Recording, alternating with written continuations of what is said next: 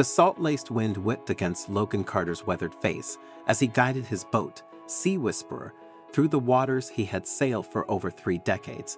The sea was his second home. Every wave, every current, and every hidden reef was etched into his memory, or so he had always believed.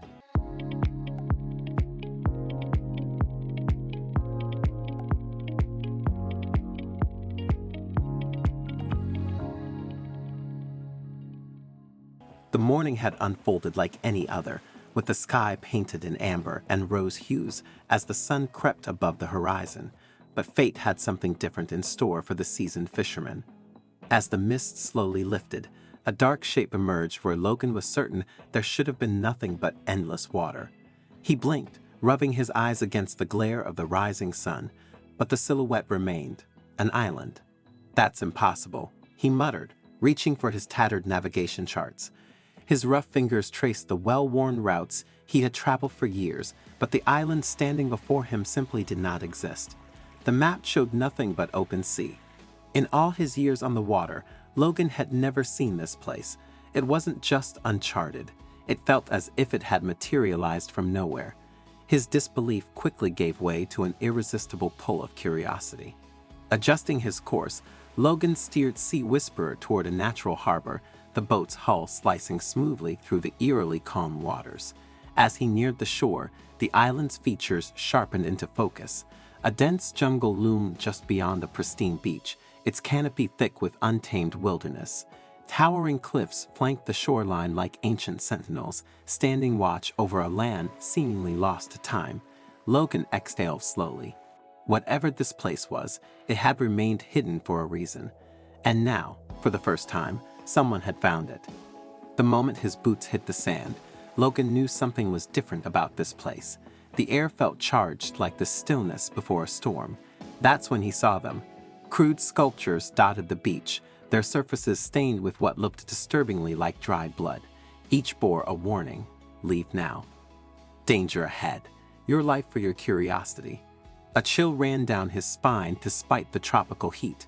His first instinct was to call for help, but when he pulled out his phone, the screen showed no signal. The smart choice would have been to leave immediately, but Logan had spent his entire life playing it safe. At 62, perhaps it was time for an adventure. Well, he said to himself, patting the hunting knife at his belt, I'm already here. As he ventured further onto the beach, his foot struck something hard. Looking down, his heart nearly stopped. A human bone, bleached white by sun and salt, protruded from the sand. Before he could process this discovery, dark clouds rolled in with unnatural speed, and the wind picked up dramatically. The sudden storm left him with an impossible choice: risk a dangerous return journey through turbulent waters in his aging boat, or seek shelter on this mysterious island.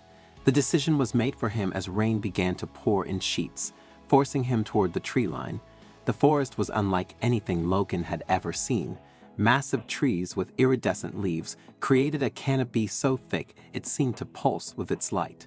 Strange flowers emitted subtle glows, and unfamiliar birds called out with almost human-like voices. He found shelter beneath a makeshift hut, obviously man-made, its construction speaking of both skill and desperation. The rain's drumming nearly masked the sound of approaching footsteps. Nearly, but not quite. Logan's heart thundered in his chest as he realized he wasn't alone. Through the curtain of rain, a figure emerged. Tall, lean, and armed with a bow that looked as ancient as it did deadly. The arrow was knocked and aimed at Logan's chest before he could blink. "Who are you?" The voice was male, deep, and carried authority earned through hardship.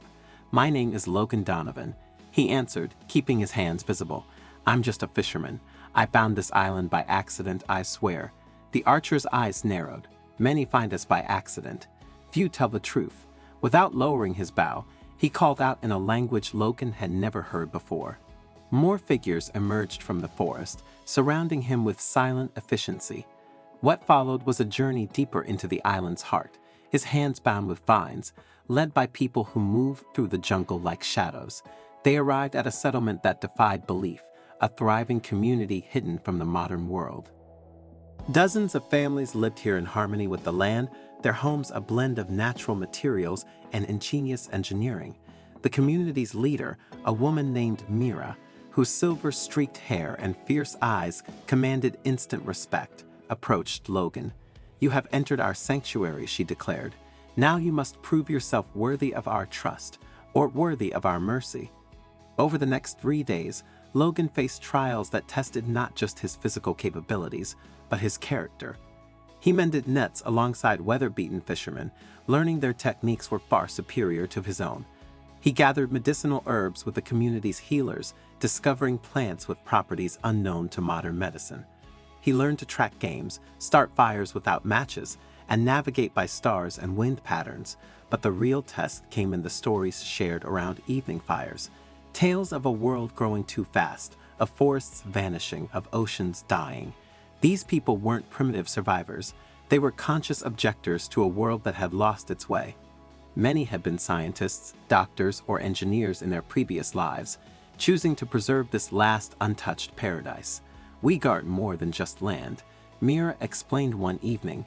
"We guard a way of living in balance with nature." The modern world would destroy this place not out of malice, but out of ignorance. On his final night, the community gathered to make a decision. Logan had proven himself capable and trustworthy, but could he be trusted with their secret? The debate lasted hours, but in the end, Mira approached him with a small wooden pendant. "This marks you as a friend of our people," she said, placing it around his neck. "You may leave, but you carry a great responsibility. Our survival depends on your silence." The next morning, as Logan prepared the Sea Whisperer for departure, children brought him gifts, dried fruits, fresh water in bamboo containers, and a hand-drawn map showing safe passage through the island's treacherous reefs. The entire community gathered to bid him farewell, no longer strangers but family. As the island disappeared into the horizon, Logan touched the pendant at his neck and smiled. In seeking adventure, he found something far more precious, a reminder that in a world of GPS coordinates and satellite maps, true wonders still existed for those brave enough to venture off their charted course. Back home, when fellow fishermen inquired about his prolonged absence, Logan would simply offer a knowing smile and mutter something about engine trouble. But on quiet nights, when the moon cast its silver glow over the waves and the tide whispered secrets only he could hear, he would stand at his dock, absent-mindedly running his fingers over the worn wooden pendant. The island had taught him something invaluable. Some secrets were meant to be kept, and some treasures were best left undisturbed. Years passed, and younger fishermen spoke in hushed tones of strange lights flickering on the horizon, of ghostly mists that concealed something just beyond sight. Logan would listen, his weathered face unreadable, the faintest hint of a smile at the corners of his lips. He knew the truth. Far beyond the reach of modern maps and flashing navigation screens, there was a place untouched by time, watched over by silent guardians who protected a forgotten way of life. A life the world had left behind, but might one day meet again. And on rare nights, when the stars aligned just right and the wind carried the scent of something distant and familiar, Logan would take the Sea Whisperer out, not to fish, but to drift toward that place where the sea kissed the sky, where mystery still lingered. He never returned to the island. He didn't have to. Its lessons had been carved into his soul, as eternal as the tides, as sacred as the secret he had vowed to keep. I'm really keen to know your thoughts on this story, so please don't hesitate to share your insights in the comments section below. If you enjoyed this video and found it engaging, I invite you to subscribe to our channel for more similar content.